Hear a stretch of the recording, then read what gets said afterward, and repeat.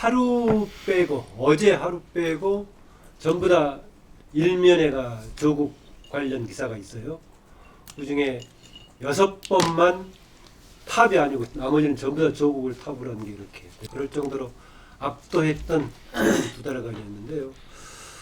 이제 임명하면서 계속 더 일이 확산이 됐는데 이렇게 지금 전국을 한 2개월 동안 모두가 조국 장관 문제를 뒤엎게 된 문제의 핵심을 뭘로 보시는지 역시 또 우리 요즘 계속 거의 매일 이 얘기를 하고 있을 황장 소장 얘기부터 들어보겠습니다.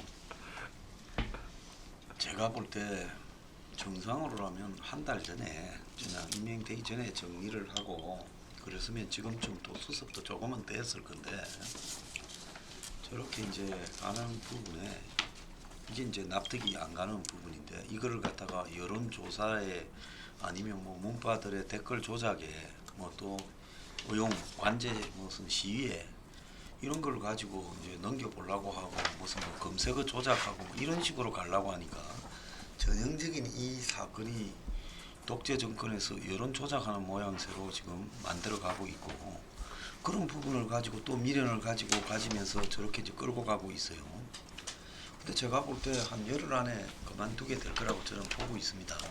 검찰이 기소한 시점에서 더 이상 끌고 가기는 어렵고 10월 초에 기소를 할 거라고 지금 나오고 있으니까 기소되면 결국은 그만둘 건데 지금 이제 먼저 민주당 내부에서도 이 사건이 이제 지속되면 문정권이 뭐 지금 미국 가가지고 뭐 나중에 이야기가 나오겠지만 뭐 지금 뭐 미국 회담을 다시 살려서 북한 변수를 어떻게 해보려고 하는데 이게 통하겠어요. 조국 부분이 계속 가게 되면.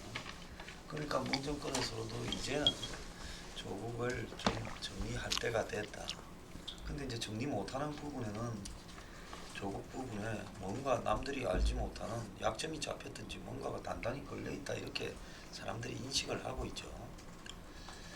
그래서 이제 그러니까 문 대통령 판단에 우리가 알지 못하는 다른 것도 있다라고 알고. 네, 뭐 저기 상식적으로 납득이 안 가는 정치 행보를 하고 있다라는 거는 뭐 많은 사람들이 공감을 하지 않습니까?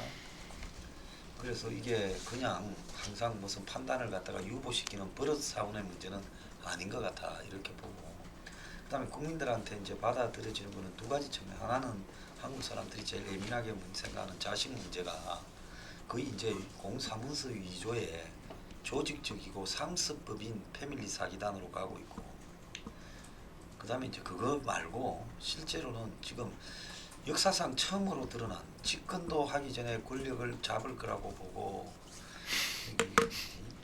자산운용사를 열고 펀드를 들어가고 그리고 주적 사업을 갖다가 박아넣고 이런 것처럼 비춰지니까 과거에 봉투 좀 받아먹고 재벌들한테 이런 차하고 또 차원이 다른 문제로 또 비춰지는 부분이 있어요. 뭐 더 봐야 안다 뭐 이런다고 말을 하지만은 더 보나 마나 내가 볼 때 아마 조국이 버티면 조국이 진작 나갔으면 검찰이 끝까지는 안 갔을 거라고 보는데 조국이 뻗치니까 이제 끝까지 가는 상황이 돼요. 악화됐다. 악화되고 있지. 그리고 지금 저게 이제 윤규건이 수사나 버닝썬 수사로 번져가고 하면 전부 다 연결돼 있을 거라고 보고 또 신라젠 수사까지 가게 되면 정권 전체가 위기가 올 거라고 봅니다. 그래서 정권이 지금 제가 볼 때 이미 아웃시키기로 이제는 어쩔 수 없이 정리는 한 것 같고요. 저는 다음 주쯤 되면 아웃시키지 않을까 이래 보는데요. 네. 일단 얻어맞을 거 다 맞고 때려졌다 이래 봅니다. 제가 그 지난 한 달 전에 얘기해서 조국 후보자가 당시 후보일 때, 때죠. 당시 후보일 때 아마 버티기 힘들 거다. 그리고 아마 정권도 그렇게 선택할 수밖에 없을 거라고 이야기했는데 제 생각이 틀렸어요. 그러니까 보니까 제가 그때 과연 이렇게 정권이 네. 철회를 하고 할 것인가 질문을 추가했었죠. 저는 충분히 그러니까 그 이때까지 우리가 지금 보면 정권의 통치 논리, 뭐 이게 행태 이런 걸 보면 이 진보든 보수든 이런 식으로 국민적 의혹이 이렇게 커지면 거기에 대해서는 무조건 그러니까 이 패를 물리는 것이 그동안의 상례였는데 그 상례를 벗어났어요. 벗어나고 난 뒤에 그리고 사실은 이 조국 그 후보자 시절에 뭐 셰프 기자 간다음에 그 뒤에 또 청문회 이 과정을 거치면서 뭐 여러 가지 하니까 검찰 수사에 대한 의도를 놓고 공방도 있고 했지만 제가 그러니까 제가 방송 나가서 계속적으로 한 이야기는 이런 상황에서 임명을 강행하면 안 된다. 오히려 더 대립과 갈등을 심화시키고 이 얻는 것보다 잃는 게 더 많다. 소탐 대실할 가능성이 높다고 이야기했는데도 불구하고 문재인이 임명을 했어요. 임명하고 난 뒤에 제가 생각을 해봤어요. 왜 저렇게 할까? 그래서 그 전에 사놓았던 책을 제가 다시 뽑아봤어요. 문재인 김인혜가 공동 제작, 그러니까 검찰을 생각한다 책을 보면 제일 첫 번째 본문의 문장이 이렇게 시작돼요. 검찰이 대한민국을 지배하고 있다고. 그러니까 이게 문재인 대통령의 생각이에요. 그래서 이 검찰이 그러니까 지금 대한민국을 지배하고 있는데 검찰이 통치와 법률을 연계시켜서 통치를 정당시킬 수 있는 실력과 지위를 갖추고 있는 유일한 집단이기 때문에 근데 문제는 이 검찰이 대한민국을 지배하고 있는데 이 제대로 된 지배를 못하고 있다는 것이 문재인 대통령의 판단인 거예요. 자 그렇다고 한다면 이 검찰을 어떻게 개혁할 것인가 그 책에 보면 이런 이야기 나옵니다. 검찰이 필요한 것은 이 정치적 중립을 지키는 것이고 또 권력의 그러니까 중립을 지키는 건 못지않게 중요한 것이 정치 권력에 의한 민주적 통제 외부의 건전한 비판이 수용되는 거예요. 그러니까 이 지금 민주적 통제하고 외부의 건전한 견제가 작동되는 장치를 만들어야 된다. 그래 이야기하면서 그럼 이 민주적 통제는 누가 하느냐? 그것을 바로 이 책에 보면 법무부 장관을 이야기하고 있어요. 그러니까 법무부가 민주적 정당성을 갖는 정치권이 검찰을 견제하고 감시할 수 있는 공식적이고 제도적으로 유일한 기구라고 보는 거예요. 그렇기 때문에 이 자기가 생각했을 때는 이 검찰 개혁을 그러니까 참여정부 시절에 못해서 그 결과는 결국은 노무현 대통령의 비극적 죽음이었다. 이러한 것이 이 정권이 끝나고 나면 또 대표로 될 수 있다. 그렇다고 한다면 이걸 제대로 할 수 있는 것은 그러니까 민주적 통제인데 민주적 통제는 누가 하느냐? 법무부 장관이 해야 되고 그렇기 때문에 그러니까 법무부가 해야 되고 그래서 법무부 장관은 이런 말이 나와요. 법무부 장관은 가능하다면 대통령과 임기를 5년 내내 함께 하는 게 좋다. 그리고 대통령 국정 철학을 누구보다 잘 알아야 된다고 이렇게 이야기를 하고 있어요. 이 책에 보면. 이 책의 전체 내용이 이거예요. 그렇다고 한다면 문재인 대통령이 왜 조국이라는 사람을 그렇게 임명을 하고 밀어붙일 수밖에 없는가? 그거는 자기가 생각했을 때는 대한민국의 지금 바람직한 방향으로 나아가기 위해서는 개혁이 필요한데 그 개혁의 단초는 검찰이라고 생각합니다. 그러니까 검찰을 개혁하기 위해서는 법무부가 필요하고 그 법무부 장관은 자기하고 철학을 같이 할 수 있는 사람을 해야 된다고 생각을 했던 것 같아요. 제가 생각에는. 그래서 그렇게 밀어붙였는데 근데 문제는 패착이 뭐냐면 이 책에 이런 이야기가 나와요. 그러니까 왜 그럼 참여정부 시절에 검찰 개혁을 못했느냐. 그때 대선자금 수사를 검찰이 했는데 검찰이 이때 그 제대로 된 사정기관으로서 역할을 하게 됨에 따라서 검찰 개혁에 대한 명분이 그러니까 약화돼 버렸다는 거예요. 아 검찰이 대선자금 수사를 잘하네? 그렇게 된다는 거죠. 그러니까 자 이거는 이 상황에서 가면 그 비유에 들어가 보면 그러면 대통령도 국민의 의견을 무시하고 밀어붙인 조국이라는 사람의 그런 여러 가지 비리와 의혹에 대해서 검찰이 성역 없이 수사를 하고 있다. 자 그렇다고 한다면 국민들은 지금 검찰에 대해 손을 들어주고 있는 양상이라고 한다면 결국 문 대통령은 과거 참여정부 시절의 그런 잘못된 그것을 또 반복할 수밖에 없는 그런 상황에 직면해 있다는 거예요. 자, 이 부분에 대해서 가면 문 대통령 생각을 어떻게 할 것이냐. 저는 고민이 상당히 깊을 거라고. 네. 그렇기 때문에 저는 본인 생각은 이 검찰 개혁을 위해서 법무부 장관, 제도된 법무부 장관이 있어야 된다고 생각하지만 그러나 검찰이 또다시 자신이 또 이게 전국의 키를 쥐게 되는 상황. 아, 국민들이 검찰이 제대로 하고 있네. 검찰 개혁이 왜 이 상황에서 필요하지? 검찰 계속 힘 실어줘야지. 이런 상황으로 간다고 한다면 문 대통령도 발을 뺄 수밖에 없을 것이다.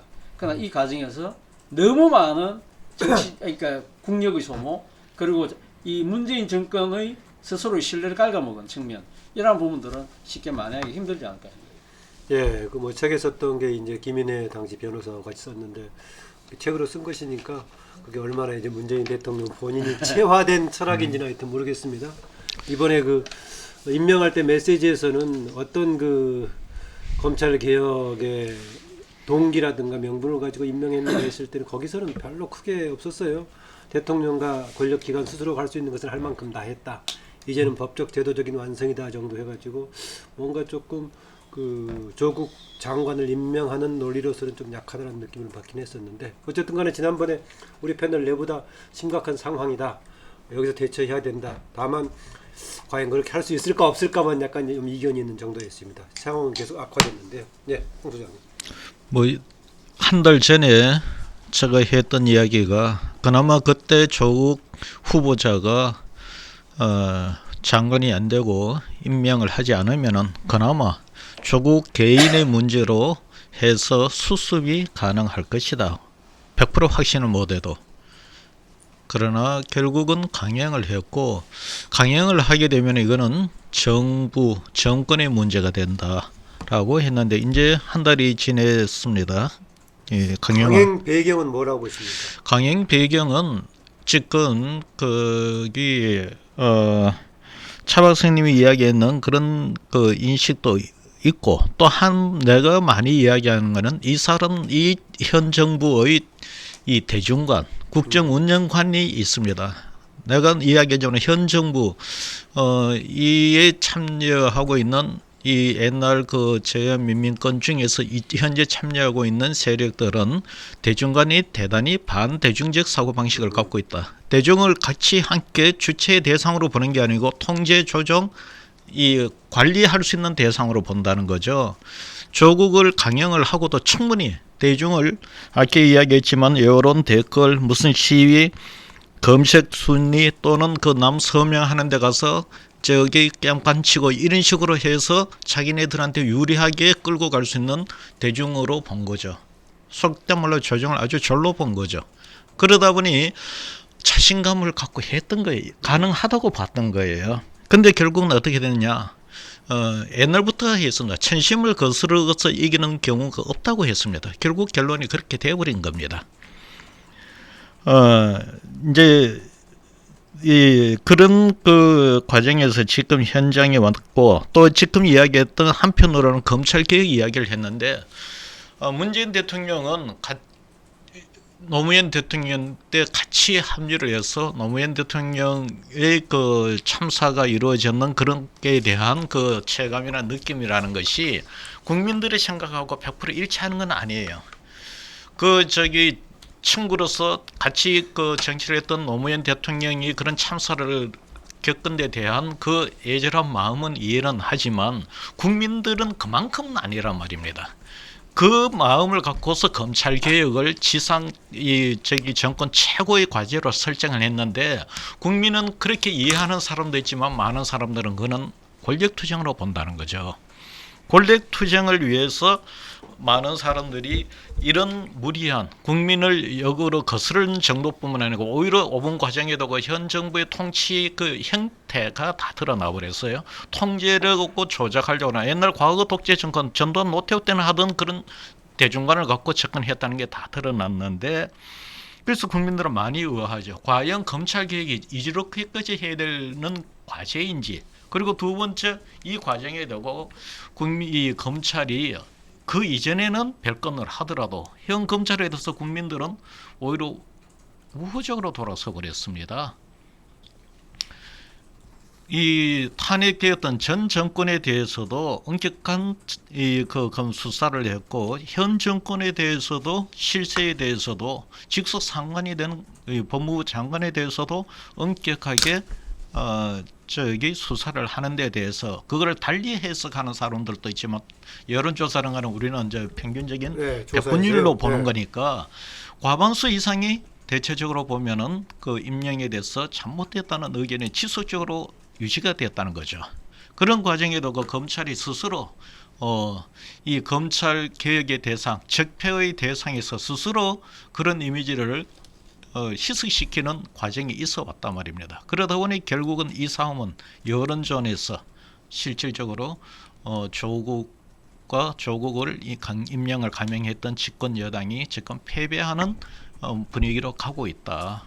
저는 이렇게 말드려요. 예, 김문구 대표도 지난 이 자리에서 뭔가 그 임명을 자진해서 본인이 그만두든 또 대통령이 철회를 하든 간에 하고 국정을 새로운 시각에서 정비할 필요가 있다.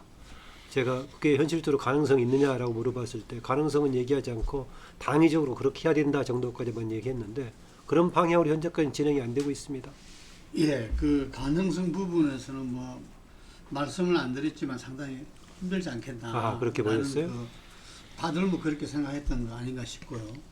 근데 저는 이제 예를 들어서 이 대통령 국정 지지도 40% 그리고 그 조국 임명 반대 55% 지금 대체로 이렇게 예. 형성돼 있는 건데 이 부분들이 점점 더 대통령 지지도는 이 조국을 계속 이렇게 그 하게 되면은 더 떨어질 것이고 조국 장관 반대는 더 높아질 것이다.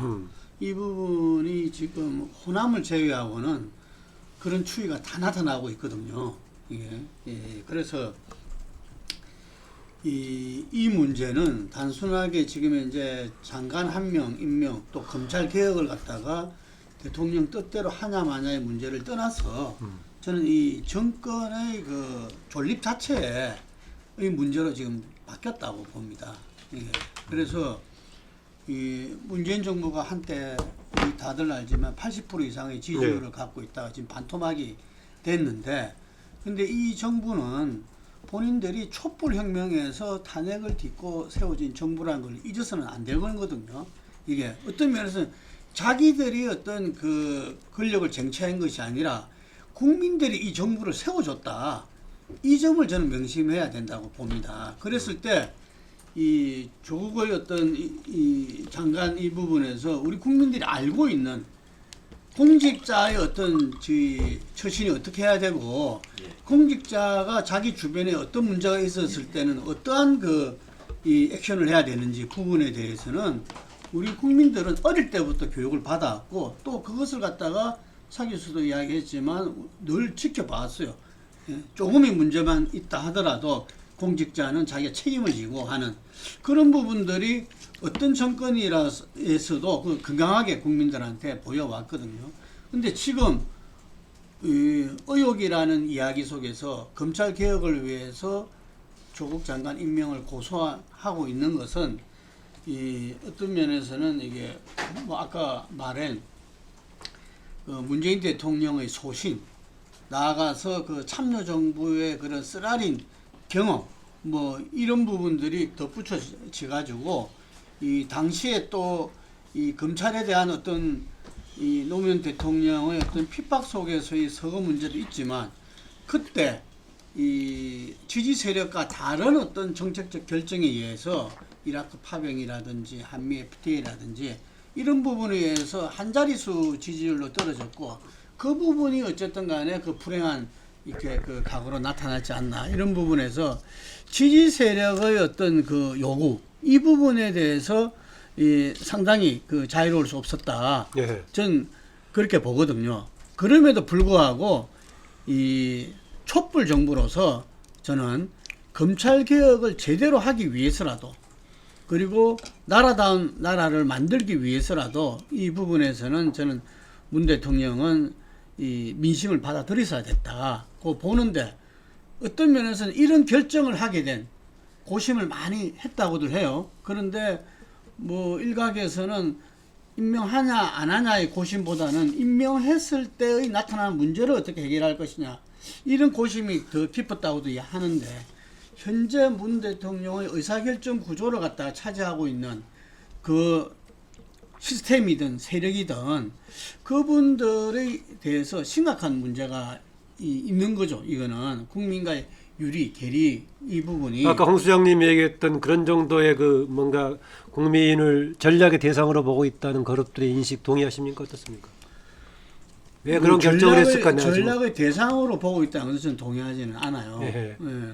오히려 이제 그 부분이 자기들의 편협한 시각에 사로잡혀 있다는 그렇게 보고 있는 거죠. 이게 그래서 이것은 그 의사결정 구조와 시스템 세력이 그러하다면 이거는 앞으로도 수많은 이 난간에 부딪힐 수밖에 없고 그때마다 정말 그 이 정부의 앞으로 나가는 어떤 발전의 방향보다는 문제를 악화시키는 그런 결정을 할 가능성이 크다.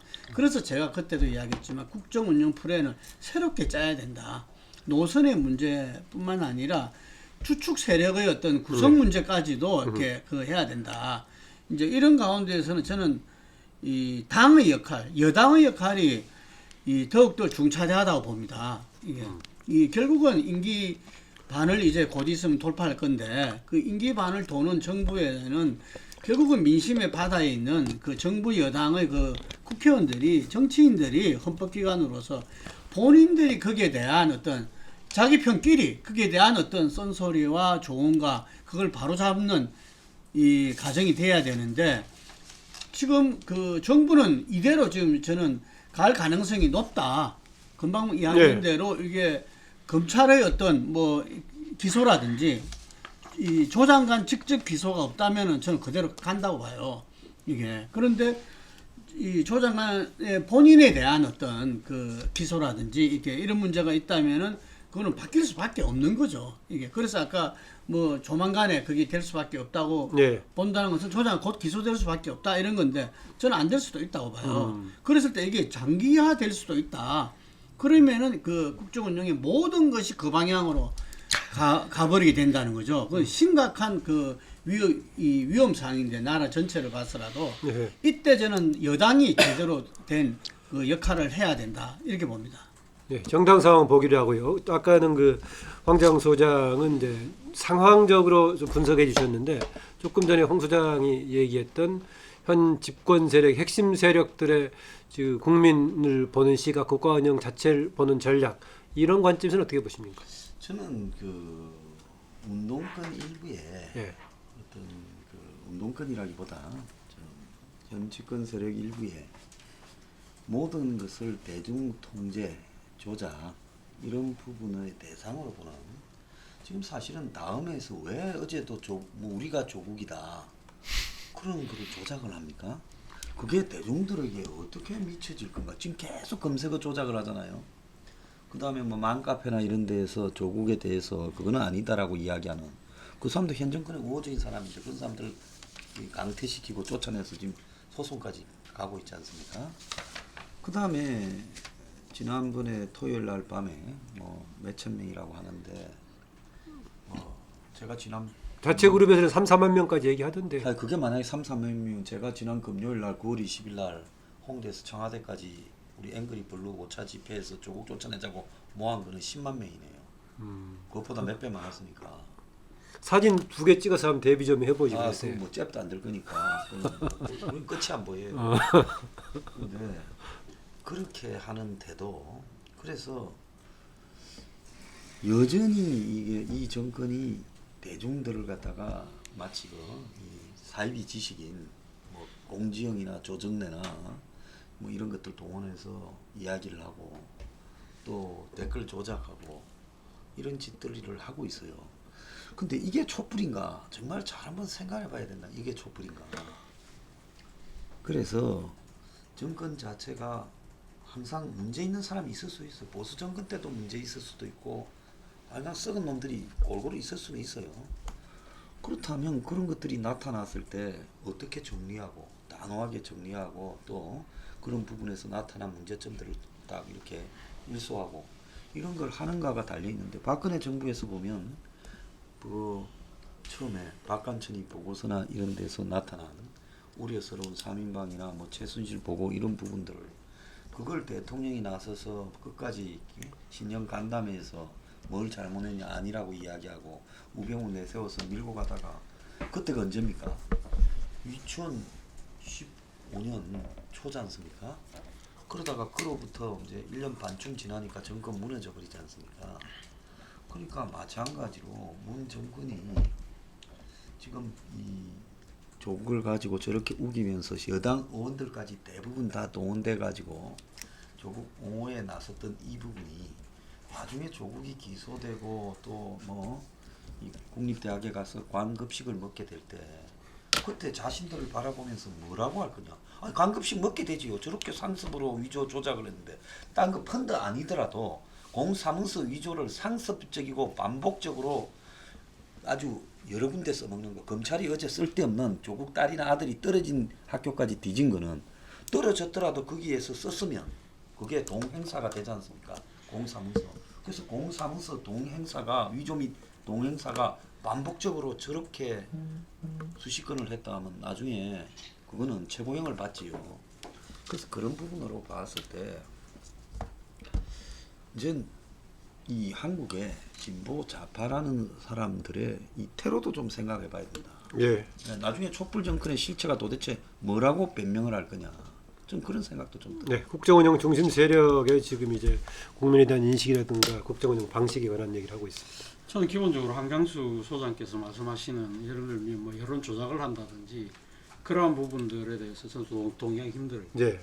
힘드는데 그러니까 물론 그러니까 지금 문재인 대통령을 적극적으로 지지하는 소위 말하는 그러니까 문팬들을 위주로 해서 예. 상당히 그러니까 지금 이렇게 이 뭡니까 그게 좀 그러니까 조국 장관에 대해서 비판하는 이 여론에 대해서 뭔가 이렇게 과도하게 이렇게 디펜스를 치는 측면은 분명히 있지만 그리고 그 중에서 일부는 실질적으로 아마 상당히 좀 불법적인 행태를 통해서 이 좀 여론을 조작하려는 시도는 있을지 몰라도 그것이 정권적 차원 내지는 뭐 이런 그러니까 구조적 차원에서 저는 그렇게 거대하게 이루어진다고는 보지는 않습니다.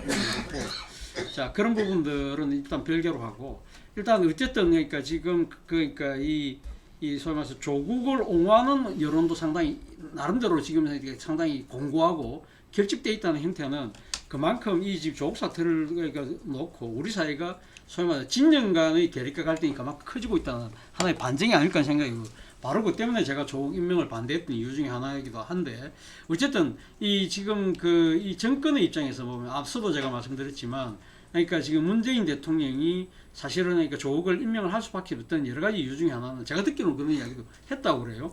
그러니까 예를 들면 참여정부 시절에 그러니까 지금 강금실이라는 사람을 내세워서 검찰개혁을 시도했는데 제대로 못했다는 거죠. 그러니까 그때는 물론 그러니까 뭐 여러 가지 이미지도 좋고 상당히 개혁에 대한 그런 걸 열풍을 일으켰지만 어떻게 보면 조금 뭐 일천한 경험, 그러니까 검찰개혁에 대한 아주 그 통찰력 부족 이런 것 때문에 제대로 안 됐어. 결국 데리고 선 사람들이 결국 검찰 출신들을 또 데리고 설 수밖에 없었는데 그것이 결국 실패했다. 그렇기 때문에 이번에는 확실하게 자신하고 또 그러니까 이 국정 철학을 공유하고 있는 비검찰 출신 해야 되겠다는 생각을 했기 때문에 안경아 이런 카드를 냈다가 그것이 좌절되는 바람에 그러니까 박상기 카드를 냈고 그걸 갖다가 조국이 보완하는 그래서 조국은 나름대로 그 이 제도를 개혁하는 설계를 하고 이제는 그 설계의 밑받침이 국회로 넘어갔다. 국회로 넘어가면 그것이 제도화되면 이것을 그러면 그러니까 검찰을 어떻게 그러니까 접목을 시킬 것이냐 이 부분에 대해서는 조국이 할 수밖에 없다는 그러한 논리를 가졌던 것 같아요. 물론 이 과정에서 조국에 대한 여러 가지 의혹들이 넣었던 부분들에 대해서 아마 오판을 한 것 중에 하나가 저는 그런 생각을 해요. 아 이것은 조국의 그러니까 의혹 자체를 이 지금 검찰이라는 그러니까 기득권 세력들이 그걸 저항하기 위해서 부풀리고 있다. 침소봉대하고 있다고 판단한 것 같아요. 그렇기 때문에 이거는 여기서 만약에 조국 임명 카드를 접어버리면 상당히 이거 자체가 완전히 지금 이 시기상으로 또 그게 걸맞는 인재를 찾아내기도 힘들다고 판단을 한 것 같아요.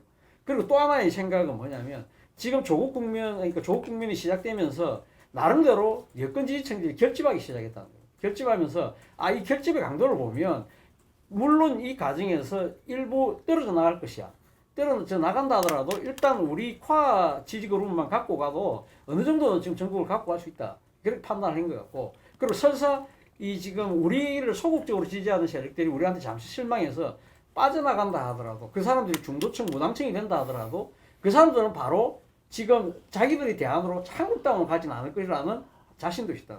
왜? 한국당 그만큼 지금 그 사람들의 이탈 그러니까 문재인 정권의 지지층에서 이탈한 사람들이 그러니까 선택할 수 있는 정도의 정치적인 대안으로 아직까지는 그러니까 지금 받지 못한다고 생각했기 때문에 저 사람들이 잠시 중도층 내지는 무당층으로 가 있다 하더라도 우리가 이번에 조국을 통해서 제대로만 개혁하면 다시 돌아올 거라는 생각을 했던 것 같아요. 자기서 그렇게 해볼만 하다고 보세요? 아니 그러니까 제가 지금 분석하는 거고 근데 결과적으로 그것이 지금 안 맞아 들어갔다는 거죠. 왜?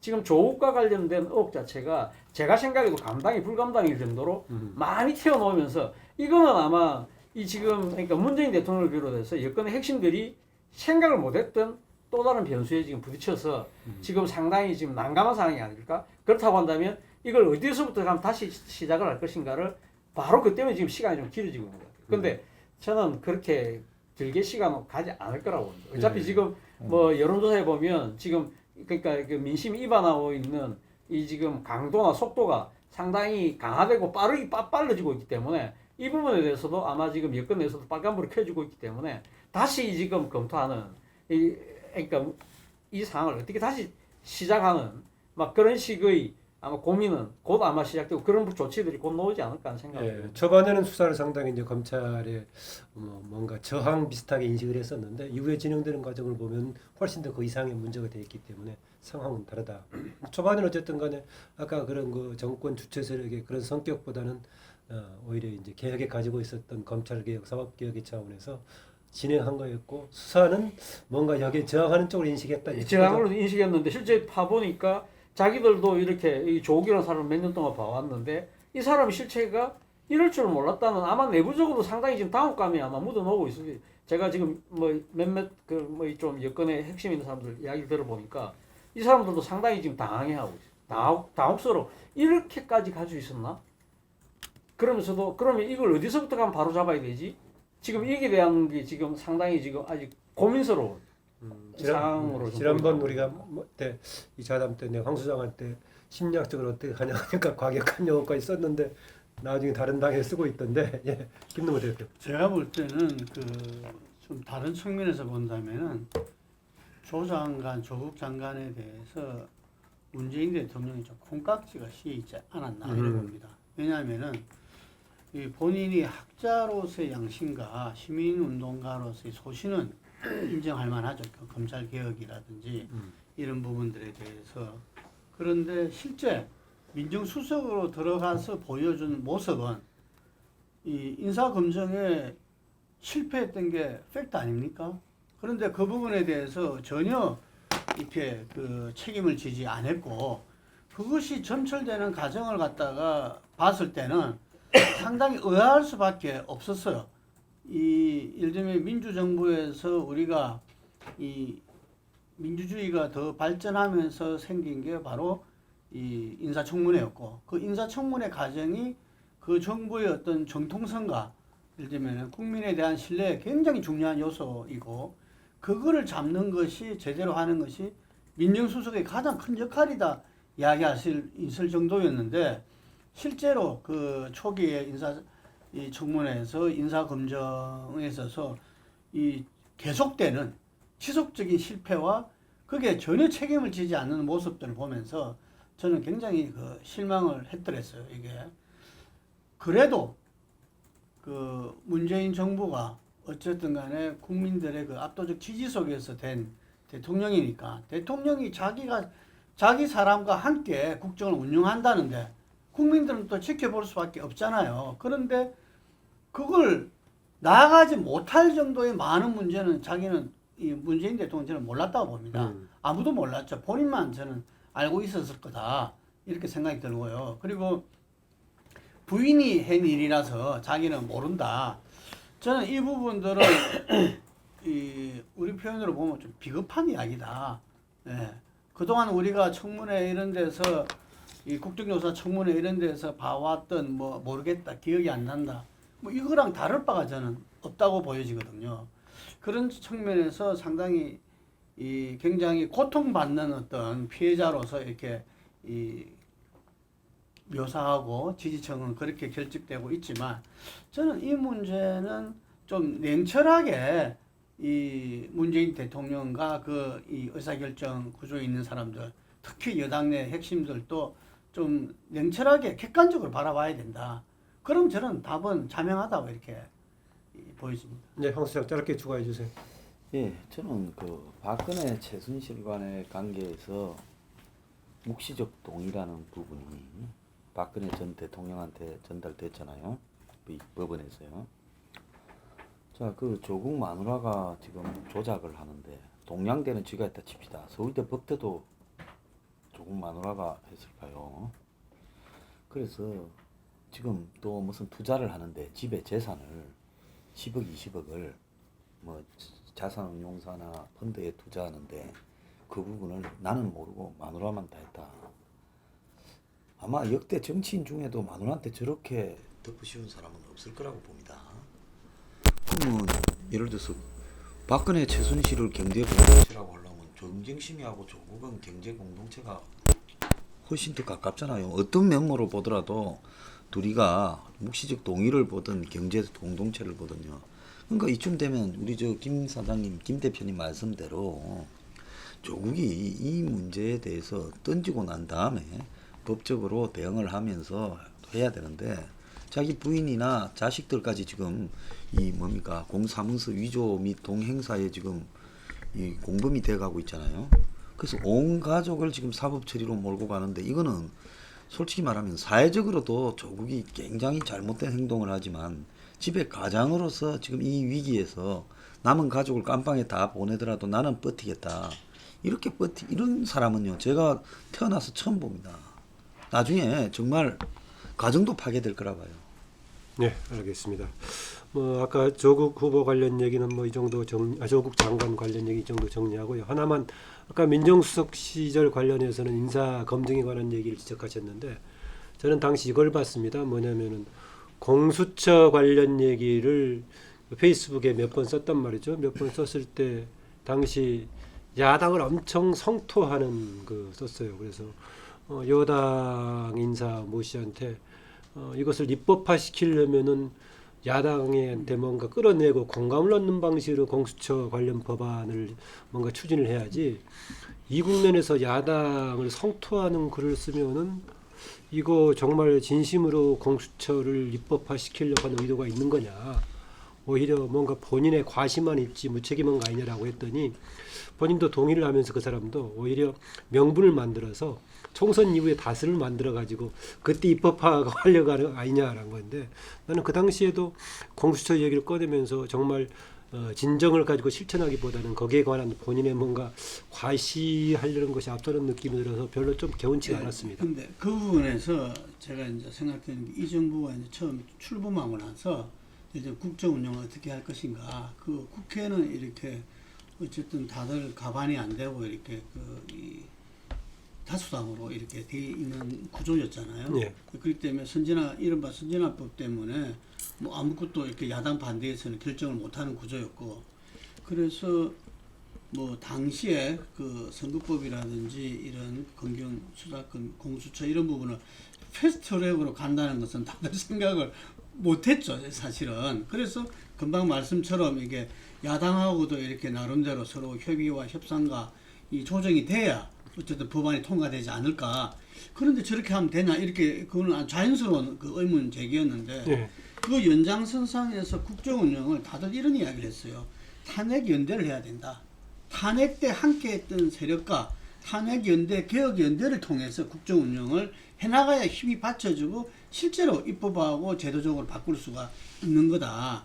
그러니까 예를 들어서 당시에 탄핵이라는 게 우리가 알다시피 3분의 2 국회의원 이상, 당시에 새누리당 반이 찬성을 한 거잖아요. 이게 그렇기 때문에 그 탄핵 속에서 어떤 새로운 정부가 탄생한 거기 때문에 탄핵 연대와 이 개혁 연대 이 부분들은 어떻게 말하면은 이 실현 가능한 어떤 그 구상이올 수도 있었다. 그런데 제가 그때도 취재하고 여러 가지 그 인터뷰를 하고 해보니까 이 핵심들은 탄핵연대, 개혁연대에 대해서 이 실천적인 사고를 거의 안 하더라고요. 이게. 그러나 어떻게 하려고 하나, 이렇게. 예를 들면 당시에 바른미래당하고도 이렇게 정의당하고 이 3당이라도 굳건하게 그 개혁연대를 하면서 어떤 이 한국당도 당시에는 이렇게 막 이 나눠져 있었으니까 그 부분까지도 이렇게 함께하는 이런 부분들에 대한 제가 볼 때는 구체적인 어떤 노력도 안 했었다 이래 봐지거든요. 그러면은 다시 말해서 패스트트랙을 그때부터 생각했던 거 아닌가 하는 생각도 들어요. 그런데 지금 이후에 연동형 비례제가 되더라도 그거에서는 어느 정당이든 가반이 어렵잖아요. 네. 그러면은 그 연립정당으로 어떤 정권을 운영해 나갈 수밖에 없을 건데 그런 부분에서 그 합리제 운영이라는 차원에서 지금 현재의 어떤 전국 운영 로서는 그 앞으로도 계속 난간을 부딪히고 갈등하고 아까 말한 대로 진영 논리의 심압박에 가져올 수밖에 없다 이런 생각이 듭니다.